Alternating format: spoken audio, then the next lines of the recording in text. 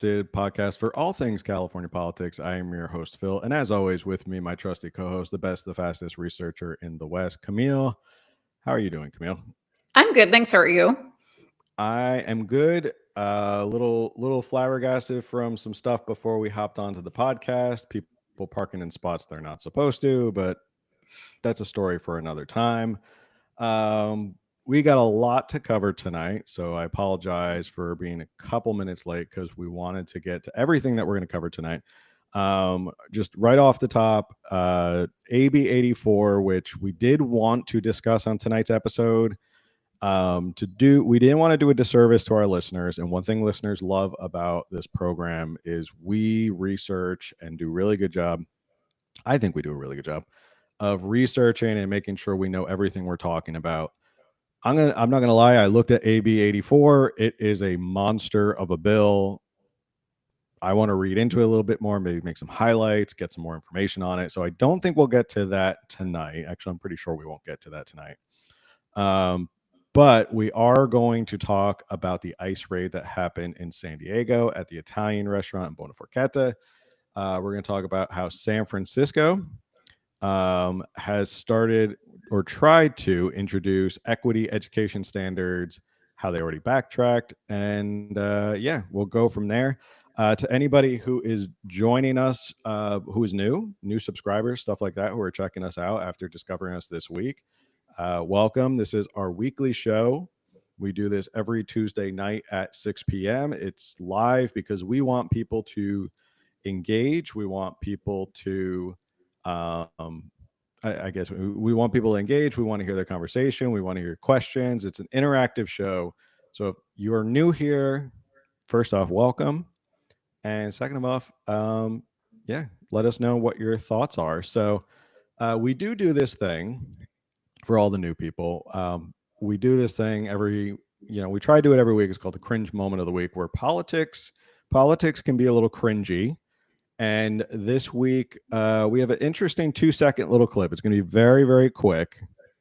So get prepared. We're going to show it right after our little stinger. Let me see. I got to find our little stinger.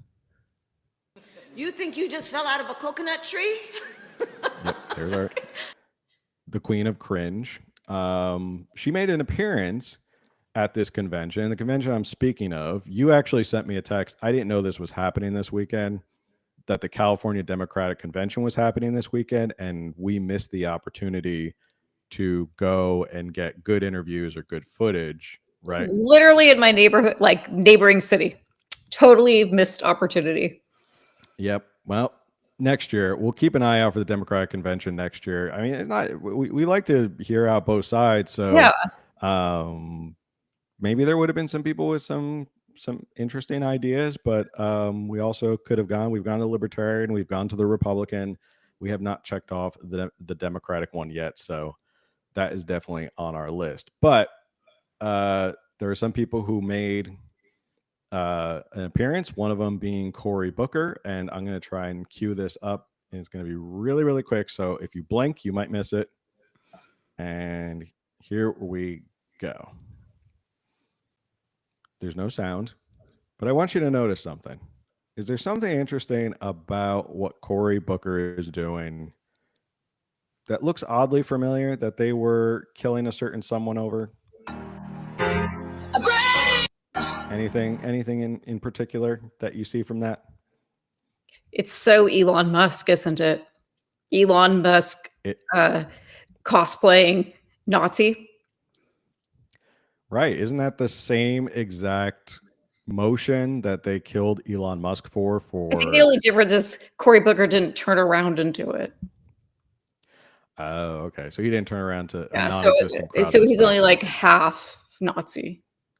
Half Nazi. Half Well, Nazi. Cory Booker, who I'm pretty sure made a huge stink out of Elon Musk and saying he was a Nazi in the Nazi salute, got caught doing the same exact thing that Elon did. And there were some other things from the California Democratic Convention. Maybe we'll sprinkle those in over the next couple weeks.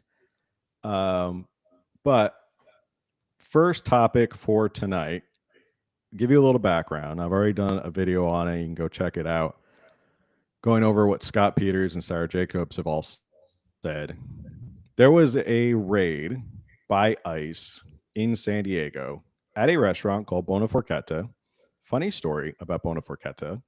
Bona Forchetta is where my wife and I had like a celebration luncheon, like after our civil ceremony, after we got married, because we had a destination wedding. So we had to get married civilly. And then we were like, well, we want to go somewhere. So we picked Bona Forchetta, and it was literally that restaurant that we went to. So we're very familiar with that Bona Forchetta. But over the weekend, that restaurant was raided by ICE. Illegal aliens who were working there, illegal immigrants. The manager was also taken in. As you can imagine, it's a very liberal area of San Diego, very left-leaning area of San Diego. In fact, in that neighborhood, I remember when they officially announced that Joe Biden had won the election, like the news had called it, and it was Joe Biden won the election, that people were, driving down the main street, honking, throwing like all sorts of stuff, like celebrating like they just won the Super Bowl. Little background on that kind of neighborhood. Have you ever gone to this area of South, like in San Diego? I don't believe so. I was actually going to ask if you had ever been to that specific restaurant. Yeah, I have been. We were actually in South Park. Very much celebrated there, so a couple weekends ago. We were there shopping for vinyl records. Very familiar with the area. It's literally 10 minutes away from us. Where? Give me geographically where about that is in San Diego. I'm trying to think of where. So it's in the city, but also near. It's not really near Balboa Park. Okay. Closer to the zoo, maybe. Okay. I think that might be. It's on 30th Street is kind of where it runs through. But yeah, that's geographically where South Park is. I mean, I'm saying it's a liberal neighborhood, as if San Diego doesn't have like it's the one liberal neighborhood. There was a lot of pushback. There was a lot of people who were, pressing up on ICE agents and stuff like that. I guess they were throwing bottles at them. Tear gas was deployed. I think different types of immobilizing grenades were deployed. This turned into like a spectacle of epic proportions. There was a press conference with Congressman Scott Peters, Congressman Sarah Jacobs, Todd Gloria, some other lawyer who was full of hot air. They were all standing up there at Central Courthouse. This is terrorism. This is horrible. They're going in there with machine guns, scaring the crap out of little children. And it came out today, more news that I think is really interesting about this story, which I think changes the whole story. So we're going to take a minute and watch that. This is from our friends over at NBC7 here in San Diego. So let's check that out and we'll comment afterwards. Labor leaders are speaking out against Friday's ICE raid at a popular South Park restaurant. That restaurant is set to open tomorrow after being closed for 2 days, so employees could process everything that happened. We're also learning new information about what was in the warrant, including what the restaurant's owner is accused of. NBC7 Shelby Bremer is in South Park with the latest. Shelby? Yeah, hi, Catherine and Monica. Bona Forchetta here is still closed, and the owner has declined our multiple interview requests. There's still a lot of pushback to that operation, but those new details from the warrant indicate that this story is a little more complicated than it first appeared. This economy has been built on the backs of hard-working immigrants, and now we unleash soldiers to attack them? Labor leaders forcefully denouncing an immigration enforcement operation at the popular South Park restaurant Bona Forchetta ahead of Friday's dinner rush. Flashbangs used against protesters so agents could exit safely, Homeland Security says. Opponents contend that and heavily armed agents were overkill. They sent masked, armed troops into a neighborhood with high-grade military weapons for fake papers?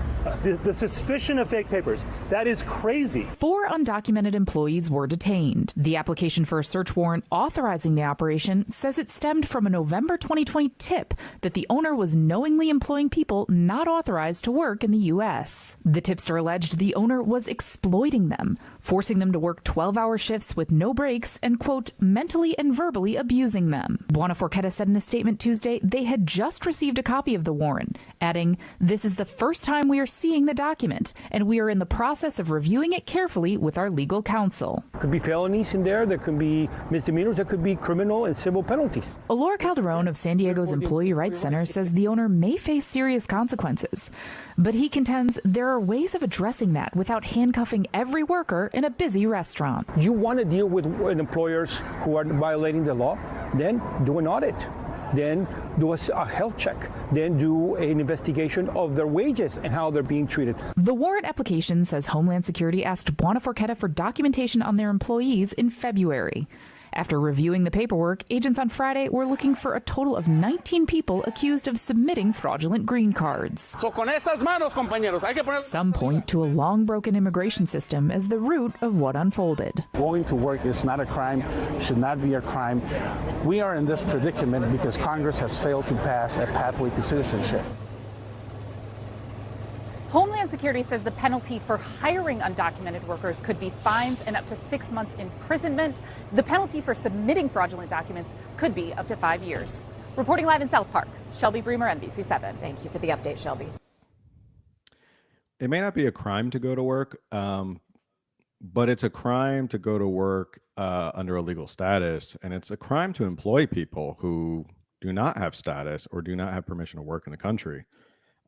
So that's a problem.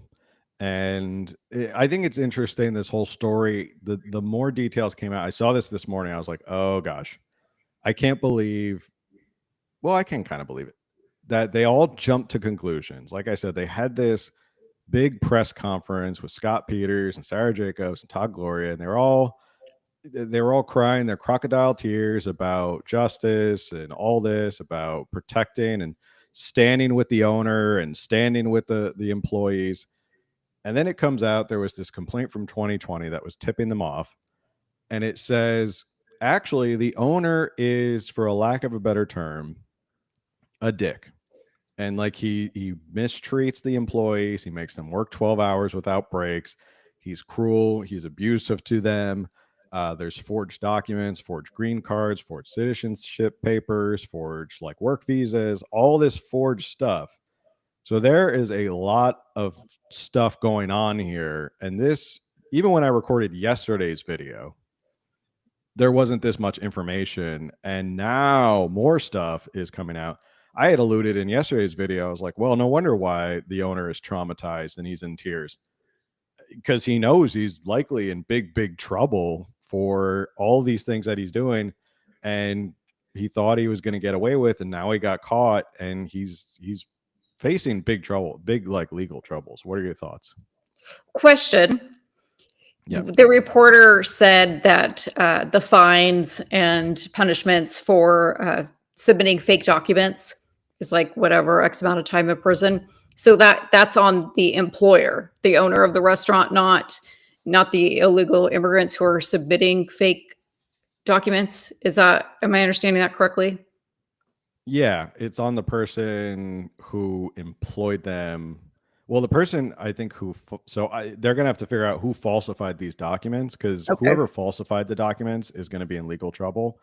If it was, he might point the finger back at the employees and say, no, they came to me and they had, they showed me they had green cards and they could work here. Or he could have been the one who's like, no, you're going to go to this place and they're going to give you fake green cards. It'll be interesting to see how the owner and the employees turn on each other in this, because both of them are not going to want to face federal time. Well, those who are here illegally are just going to get deported. Yeah, that was my next question. The owner is likely going to throw the employees under the bus just because he can save his own hide and not spend as much time in federal prison. Right. But it was not surprising. I guess I should say, like, it's not surprising my first thought when this all came out was that somebody tipped them off, and I didn't expect that someone tipped them off 5 years ago. And this is another interesting point. They're tipped off 5 years ago, right? And that was in 2020. And I thought about this today. I was like, interesting. That sat there for 5 years, almost 5 years. During the whole Biden administration, no one did anything. No one acted on this tip that they knew that there were people who were working there who were here illegally. How many other tips to ICE for situations like this do you think are backlogged with the administration right now? I don't even have a guess, but yes, I assume that there's always a backlog, even during Trump's first presidency. And so back in 2020, maybe a backlog of 6 months, a year, you can kind of see like they have to, it's a tip. They have to research that tip. Meanwhile, there's other tips that they're also researching. So I understand there's a process, and a process takes time. 5 years is pretty crazy. But then now we find out that the owner was notified of this back in February. So that was like 4 months ago. I feel like he had plenty of time to figure out if his employees were falsifying documents or not, and to start questioning his employees and let them know what's going on, and say, hey, if you don't have real documents here, I can't employ you any longer. And so he had 4 months is plenty of time for him to have checked that out for himself. I feel like a Saturday meeting, an after hours meeting, for a few hours throughout the week, this all could have been dealt with by the owner. It didn't have to come to this. And so now to blame the authorities who gave him advance notice of this is like, he's just using them like as a scapegoat, if you will. And like, oh, they did this and we were subject to this and now I'm traumatized. And it's like, actually, you had quite a fair warning. Yeah. And it's not like it came out of the blue. Like, he was given a heads up about it. And they always jump to the conclusion. And like I said, they could not wait to have a press conference where they all cried their crocodile tears and talked about stuff and blubbered about how they stood with the employees and the owner. And now it turns out the owner is quite the dick who mistreated all these people. Almost like if they just waited 48 hours, just give it 48 hours for all the facts to come out. But Democrats couldn't wait 48 hours. They saw this as like such a big political win in their mind. They're like, this is it. This is going to be like the poster child. Like, we're going to run on this the whole year, like innocent restaurant workers and innocent restaurant. Now they're going after innocent restaurant people. And there was something else that Scott Peters said in his press conference yesterday that he talked about, well, I thought they were just going after violent felons. Okay. Yeah, the Trump administration said they were going to start with violent felons because it's easier to find the criminal records. They know where they're at. It's obviously violent felons who are eligible for deportation. We don't want violent felons in our society. That doesn't change the fact that like the law is still the law. If you are employing people who are here illegally, that's still against the law. Like that, the rest of the laws under immigration don't just stop because that's what Trump said. Like, these things don't change. And I think that's what they think is like, oh, well, they're not going to go after these people. They're going to give these people a pass. Well, no, this is still the law. And there was something that SEIOU member said in that video, which I actually agree with him. It's rare I agree with any union member on anything. He said Congress should pass a bill that changes this and creates okay, Democrats were in power how many times between now and when Barack Obama was elected in 2008? They never did anything. They never changed immigration laws, but they campaigned on it. They certainly took all they could to campaign on it. And how many years went by that they had the presidency and the House and the Senate, and nothing happened.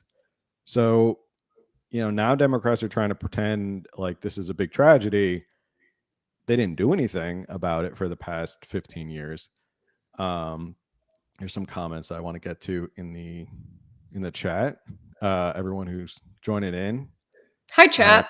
Welcome. Hey, chat. Kevin, thanks for joining. Peter says it's not like it was some random raid, and also typical situation. I feel for the employees, but if you're in the wrong, you're in the wrong. Yeah, I agree with you, Peter.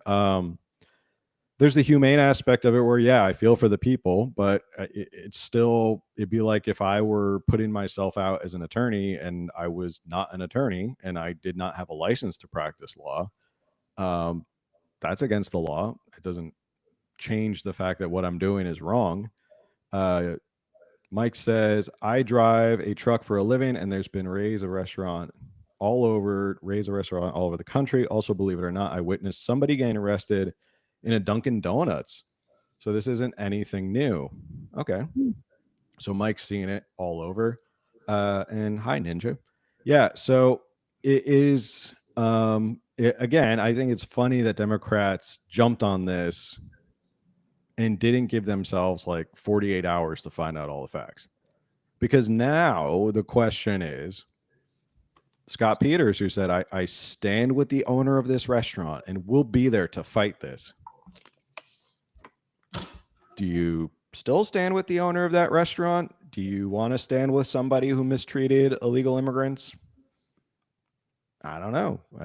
Yeah, is that a political decision you want to make? Sure, go for it, Scott Peters.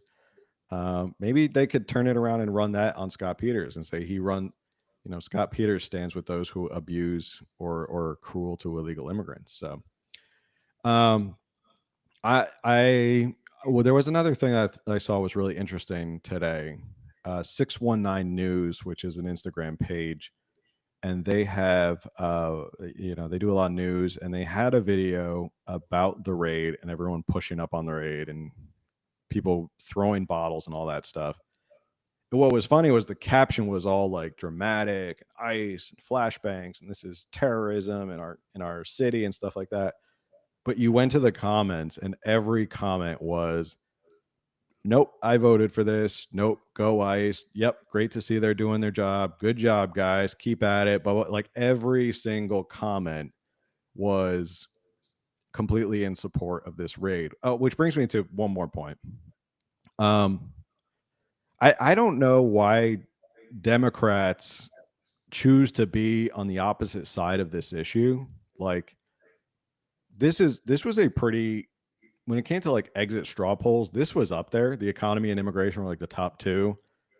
And for some reason, Democrats still seem to be on the other side of this, where they're like, no, we want all of this. And it's not like Trump went out there and surprised everybody and ran on something completely different. And then all of a sudden, in these first 4 or 5 months, he's going, no, I'm going to do a mass deportation. We all knew this was coming, and he was loud and proud about it up until the election, and people still voted for him. So this is what people voted for. They voted for crackdown on immigration. So I don't know why they still think that this is the winning side of the argument, is to be on the opposite side. The American people are not on their side. Any thoughts? It does seem like Democrats are often on the side of the illegal person versus the victims. Not that, yeah. I don't know. In this situation, I don't know that they were victims of their boss, but they still chose to work there. But it's, often that there'll be the illegal immigrant who comes in and rapes somebody, and they're like, oh, we don't want to deport him. He's going to have to live in such terrible conditions. So do you want him in your neighborhood? Do you want him camping out behind your kid's school? It's just odd to me that does seem to be the stance they often take.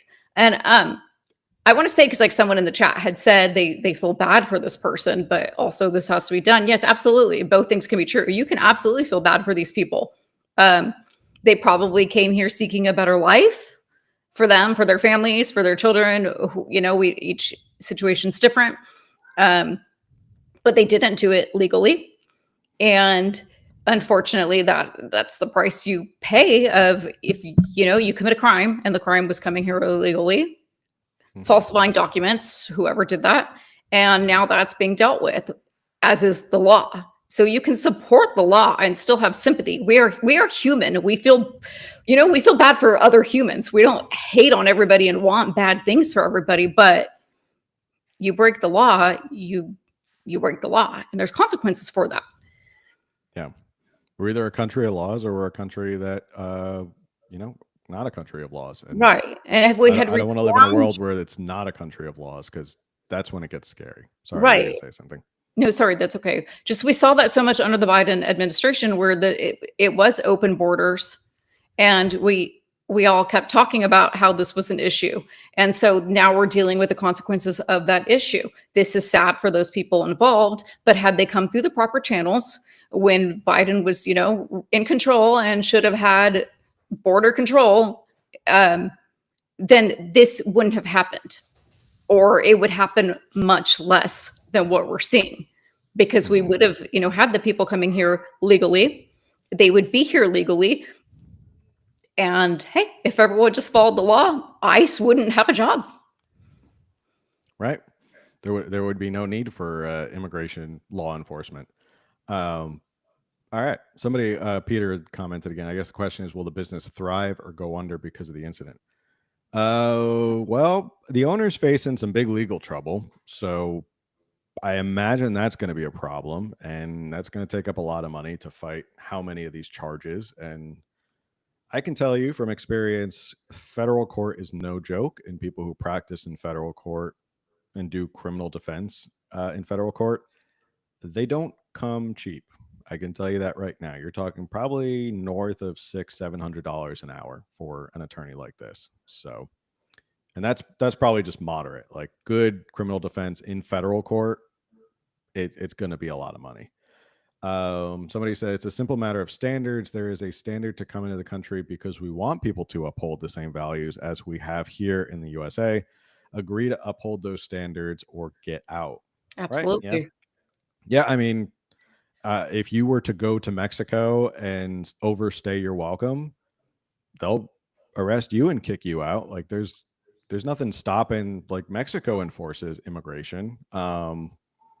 Why is it different for us than Mexico or for Canada? If you stayed in Canada too long, they'd probably kick you out.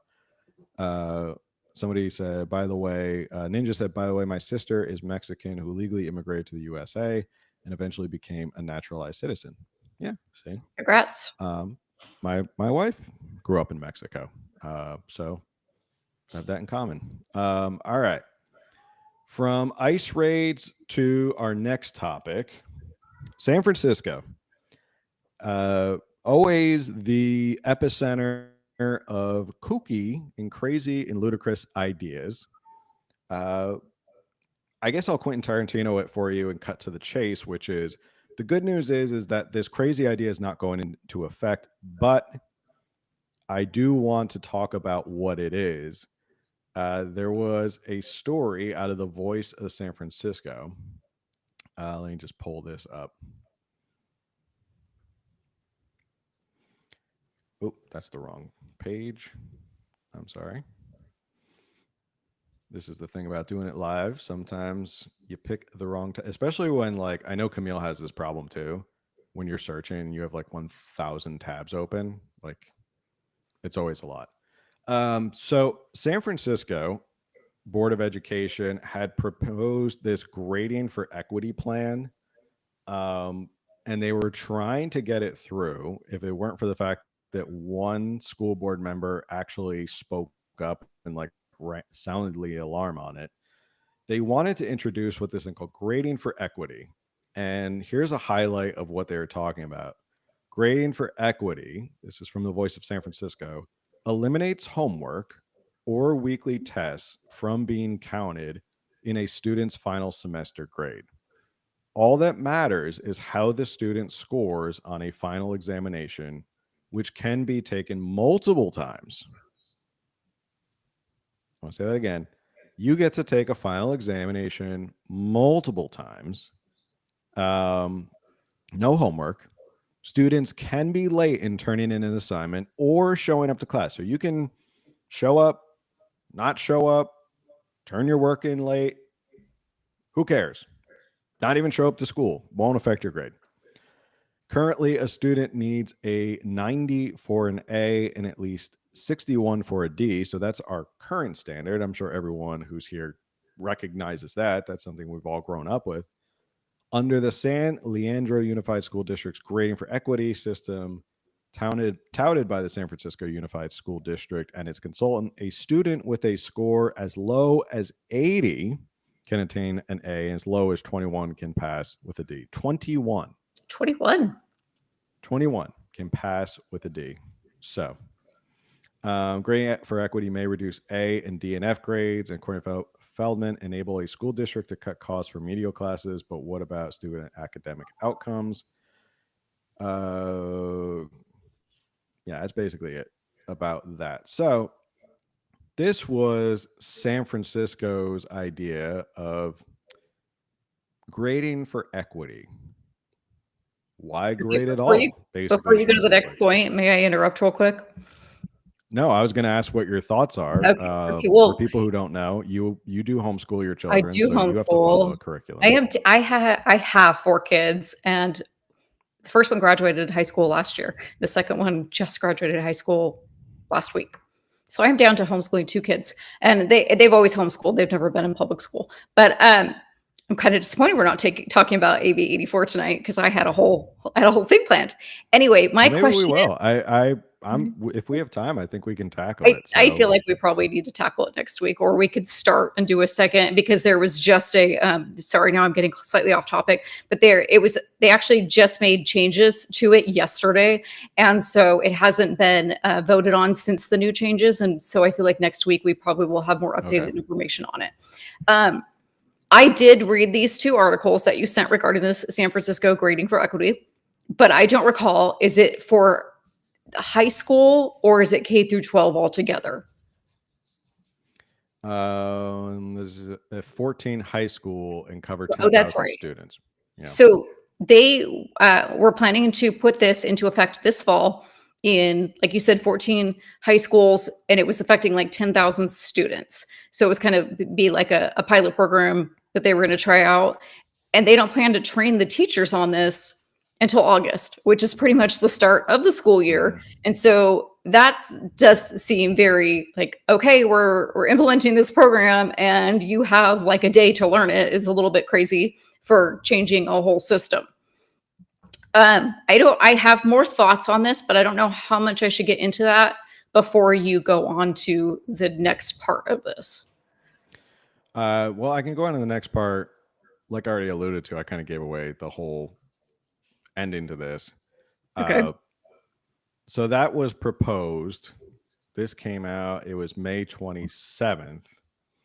As of right now, May 28th, literally a day later, they published the story that SFUSD pauses grading for equity amid backlash. So already they have, once the word got out, they automatically, they already went into hyper crazy mode and defensive mode and canceled it. The mayor of San Francisco, "We owe our young people an education that prepares them to succeed." He tweeted this out. "The proposed changes to grading at SFUSD would not accomplish that. I have conveyed our view to UFSD.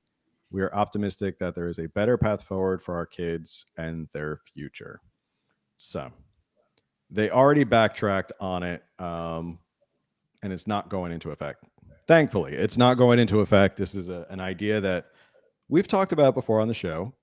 Public pressure does work. So when things get out like this, it is important to get engaged and make sure you call up and put pressure on them and call up your school board and stuff like that once this stuff does get out, because public pressure does work. So people think that in California, this stuff just gets rubber stamped. Not necessarily. These things do not always get rubber stamped. We've seen it time and time again with the Assembly and the State Senate of like, that if there's too much pressure, they will back off stuff. So. Right. Yes, I know parents and then teachers within that district they did raise a lot of concerns. I don't know that it's officially a dead idea, but as far as implementing it this coming school year in the fall, they've killed that idea. And I think the superintendent even said, we when she backed off. She said we need more time to assess this and train on this, etc. So I don't know that they've officially killed it, but I I'm not 100% against all of this. I believe public school needs reform. Now, again, I'm coming from a place of my kids have never been in public school. I have always homeschooled them. Of course, I homeschool for reasons, and I don't have all the answers, but I was reading this article over the weekend, or these two articles over the weekend, and it really started to give me thought. So I'm against kids going to, okay, I'm not against kids going to public school. I'm against kids going to public school or school in general, and then they're there all day, and then they come home and have hours of homework to complete. I think that's wrong. I don't think that that's healthy. I don't think that it's healthy to say you can be late and still have passing grades. I don't think that it's healthy to say we're going to do away with the weekly test, and at the end of the semester or whatever, every few weeks you just have to pass this test, but you get multiple times to pass this test. So in education, my belief, and one of the reasons why I homeschool, and I'm not telling anyone to agree with me, just my thoughts, education should not be about passing a test. So that's where I'm actually against this. Like, I would prefer that kids had weekly quizzes to make sure that they're staying on track with what they were taught that week. But to expect, like, the end of the semester or whatever it is, okay, as long as they pass this test of everything they learned the past 3 months, then, they're good to go out into the real world. I'm against that thought, that idea. Kids should be they should be getting an education that inspires them to want to continue to learn, whether that's after high school, whether that's a trade school or college, or just their own, whatever they want to do on their own. College is not the end all be all for everybody. And we don't want kids to loathe learning. And if we're teaching them that they just need to memorize information and pass a test, that I feel like that's not real world experience. And I understand that we don't want a bunch of dumb kids, but not every kid is going to excel in math or science. Every kid isn't going to use that in their jobs. Like, I know you've made jokes here that you don't do math, or you don't like math, and that's why you went into law. And not that you don't have some math that you have to do, some accounting. And I think, we don't want to just have a bunch of dumb children who can't do anything exiting high school, and they don't know basic math, and they don't know reading, and they don't know critical thinking. But I think we should do away with the actual grading system as far as A, B, C, D, E. I don't know. And I don't have the solution to that. Again, this is just something I started thinking about. That's one of the reasons that I homeschool, is because that's not what I want for my kids. I want them to enjoy learning. I want them to have a love of learning. I want them to be inspired to go out and learn more on what they're interested in, while absolutely learning the basics. Critical thinking is very important to me. And I just feel like if it memorizes information, pass it on the test, and I just don't think that's real.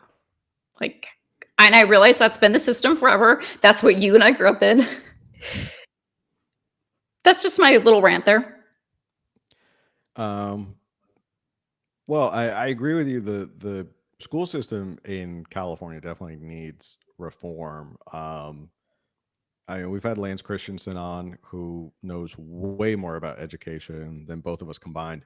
And there, USA Today has, as of 2024, California is ranked 37 out of 50 states when it comes to pre-K through 12 education. Did we move up? I feel like we were 49. I'm not joking. I looked it up today just to double check. So did I. And I was like, oh, 37. Okay, so we went up. That's interesting. I mean, it's still not good. You're in a lower percentile. But there is something we have to reform. But I think there's something when there's literally no guardrails of anything. There's no, okay, you have to show up to class. You have to turn your things in on time. There's also a social component of, you go to school and you learn, you have to be a part of something. You have to show up on time. You have to turn an assignment in. That's like real life. Like I have to do the Yes. same thing. I have to show up at work. I have to be there. I can't leave early. I have to turn my assignments in on time. Like there is a detriment, I think, to just not having any guardrails at all and making it so, well, it doesn't matter how good or how bad your work is, you're still going to pass. Like a 21 is still a passing grade. That's like, I mean, that's a bad grade, Oh, and that's you still get, ridiculous. that's a really bad grade, and you can still pass. An 80, I guess, is still an A. It does feel like you're kind of, for lack of a better term, you're dumbing down the entire curriculum just Mhm. for in the name of equity, as Right. opposed to just making it better. Um, Do I you know that when you agree? But like, especially in a subject like math, where you build on foundations, you Mhm. can't just fake your way through it with your passing 21 score. Like, you're not going to learn anything. Mhm. Um, I know for me, like having 4 kids, each kid learns at a different rate. Each kid has their interest. They have a subject they excel at, subjects they Mhm. don't excel at. Um, and I make them like learn. We stick to standards for sure. I don't want you guys to think I'm like Lord of the Flies over here with my kids just like not learning anything. I am very much like, okay, you didn't do this math lesson 100%.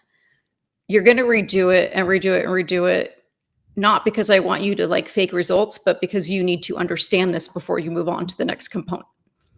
So if we have to spend 2 or 3 weeks on a particular math, something related to math, we're gonna do that to make sure that they excel. That I realize that doesn't work in a public school system or even a private school system, because 30 kids versus me working with a couple kids is totally different situation. And it's not me again like trying to fake their grades. It's just like, no, you need to understand this before you move on.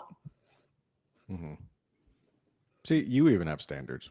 You I gotta know have I some have a lot of standards. standards. I do. So, I'm not 100% agreeing with or not agreeing with this grading equity system. I'm just saying I do think there needs to be reform, and maybe people will say, well, you don't get a say because your kids aren't in school. And maybe that's true. And again, I'm not like an expert here.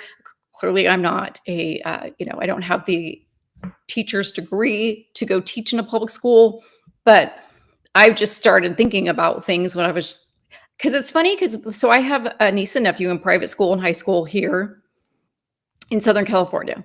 And then I have a nephew in high school in public school in Texas. And we're all like, my sisters and I and all of our kids are on this massive group family text. And the kids are talking about how in their school systems, again, a Texas public school, a California private school, their grades, they're not even like, D is not passing.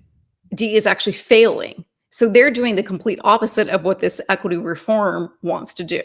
Like mhm. they're raising the standards. And that's a good thing. And competition is a good thing, even if you're trying to compete with yourself. And so I don't want anyone to think that I'm like over here, like no standards whatsoever. Public school standards, this one seems one extreme. What's going on right now seems like another extreme to me. And I just feel like there needs to be a happy middle. And no, I don't have the solution to that. I'm just thinking of ideas. That's all. The chat is going, pretty wild right now. For anybody who's in the chat and you're watching and listening to me live, thanks for tuning in. If you have questions or comments for us to discuss, fire away. Seems like a lot of people want ICE to show up in different cities like Sacramento, the Bay Area. People saying, why can we need ICE up here? So maybe they're coming to a town near you. Apparently there's a hotline, right? Yeah, I For guess there's a tips. tip hotline. I think if you give an anonymous tip, you get $1,000. I wonder who that person was who gave that tip, and I wonder if they got a. Well, actually, that was the old administration. So the new administration gives you $1,000 if you put in an anonymous tip, and it actually leads to an arrest. I don't know how that works though. You give an I was anonymous just tip. going to say, wait, How are you anonymous? If obviously to them, you're not. to them you're not, but to the person who wants to find out who tipped them off, I guess. Right. I So don't that know. you can They safely, figured it out. yeah. Because otherwise Uh, there would probably be a lot of retaliation. Not saying that every illegal immigrant wants to come after somebody else, but I would imagine that if they knew who submitted the tip, some of them are going to retaliate in some ways. So that could be kind of scary. Oh, thanks, M.A. Allen. Subscribe to the channel today. Love Phil. Hope he keeps up the good work. My wife and daughter-in-law homeschool my 2 grandkids. It's been 3 years now, and they are far above California's public school reading, writing, and arithmetic expected grade level, way above. And I think that just comes from you have that time, that one-on-one time, because in a public, or I shouldn't keep saying public, in a regular, brick and mortar school setting, you're waiting for the lowest person.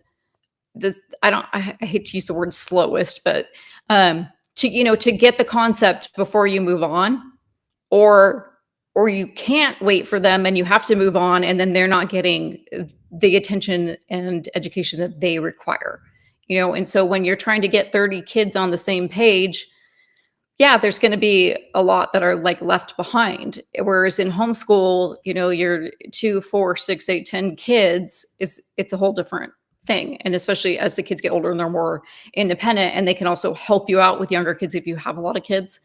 So, and I have 2 girls that are only 15 months apart, and I've been able to use I can have them in the same history. So I'm not spending double time with that. Like, it's like, okay, we're working on this history together, and so yes, there's more time. There's that one-on-one experience with the kids in homeschool. It's not that they're better kids or that their minds are far, superior to those in a regular school system.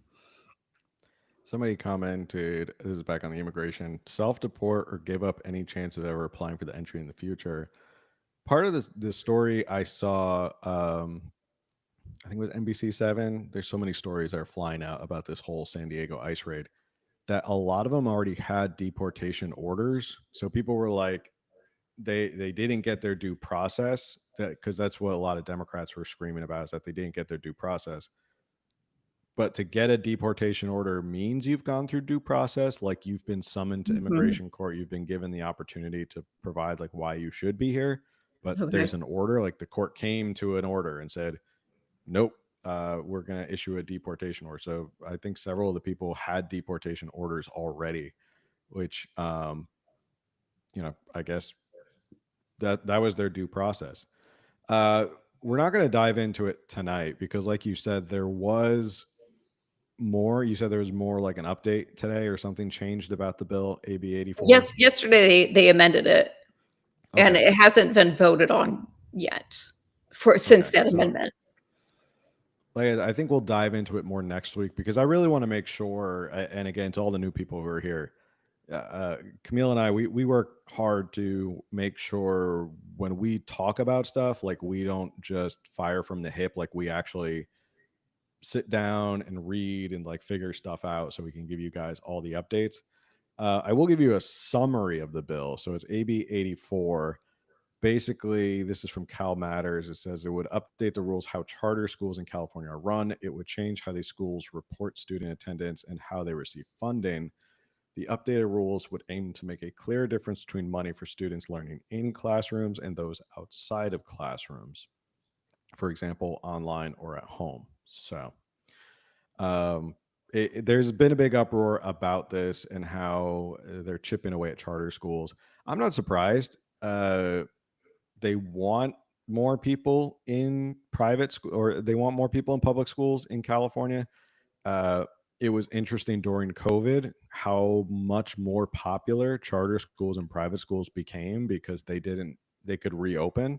Like, people were flooding their kids into private and charter schools, and they were like, wait a second, these schools are actually like, they're better. That's interesting. Wow. So it is interesting how they slowly are trying to take away charter and private schools and yeah, that is something I'm very passionate about and have several novels prepared for, which is why I didn't want to get into it tonight. But I will quickly share something that they did in 2020 in California.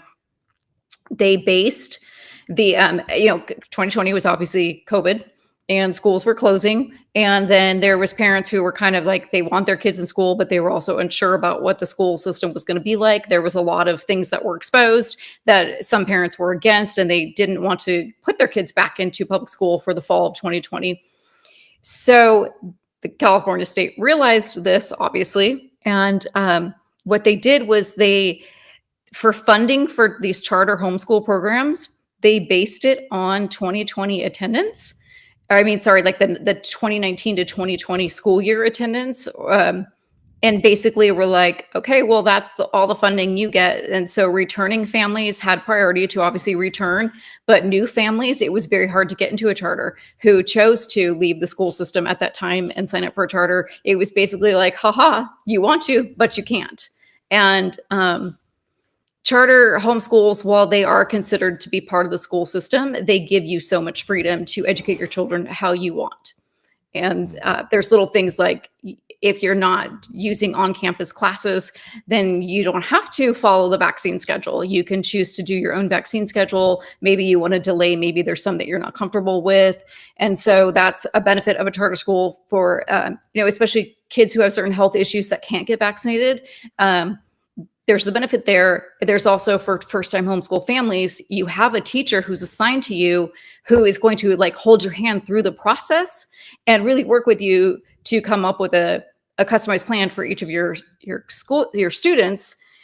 And for some reason, the California school system just didn't want that. And you do receive a certain amount of funds. They don't give it to you. You have to, there's approved curriculum and approved vendors and stuff that you purchase through the school, through your teacher. They help you with that too. But I believe the latest numbers, and don't quote me on this, because I thought it was like $10,000 to $13,000 per student in public school. I just read today it's like $19,000, but maybe only a certain amount of that follows the student, while another certain amount of that goes to the school, the superintendents and all that administration. So I'm just going to say somewhere between $10,000 and $20,000 is what your student is worth. In a charter homeschool program, high school students get about $3,000 for the year. And again, they're not handing you this $3,000. You're spending it on approved vendors, approved curriculum, et cetera. And you are checking in with the teacher, sometimes weekly, often monthly, and they're there for you to help you. And so anyway, this is like, charter homeschools are such a great support for people who either can't afford to homeschool or want that help with starting out in homeschool. And then of course, that was very beneficial for those who were kind of iffy about going back into the public school system for the fall of 2020 and decided to try things out. But the government was like, no, we're not giving them extra funds for the charters. We're going to keep that in public school systems, regardless of if your kid comes back or not. I don't know how that was legal, but they did that. So a lot more to unpack. Yeah. For AB 84. Somebody brought this up to my attention. I thought this was really interesting. So we'll definitely tackle it more next week. With that, thanks everyone for chatting. All the new people. It was great seeing the chat is like blowing up right now. So thanks to all the new people who found us this week. We love the new people. Thank you. We appreciate that you're choosing to spend your Tuesday evening with us. Thank you so much for being here. Yeah. And we do this every Tuesday at 6 p.m. live. We usually, we're heading into election season. We're going to have some candidates on. We're going to break down some bills and stuff like that. It's quiet. 2025 is quiet. 2026 will get wild because we have a gubernatorial election. So there's going to be a lot to talk about for all the new people. And this is basically what we cover is California politics, what's going on in California. We talk about bill breakdowns. We talk about what the issues are. We kind of approach things from a logical, rational point of view where we're like, okay, let's sit back, let's figure this out before we make any irrational comments or stuff like that. We're glad to see everybody here and all the new people who are tuning in right now on YouTube and in the live chat. With that, make sure you like, share, subscribe. Most of you have already subscribed. Review, all that stuff here on YouTube or on Spotify or wherever you listen. Always helps too out there on Apple and Spotify to review and leave a comment and stuff like that. And the best thing that you can do to support the show that is 100% free is tell somebody else about it and share this with somebody else and let them know. And we'll see you on the next one. Later.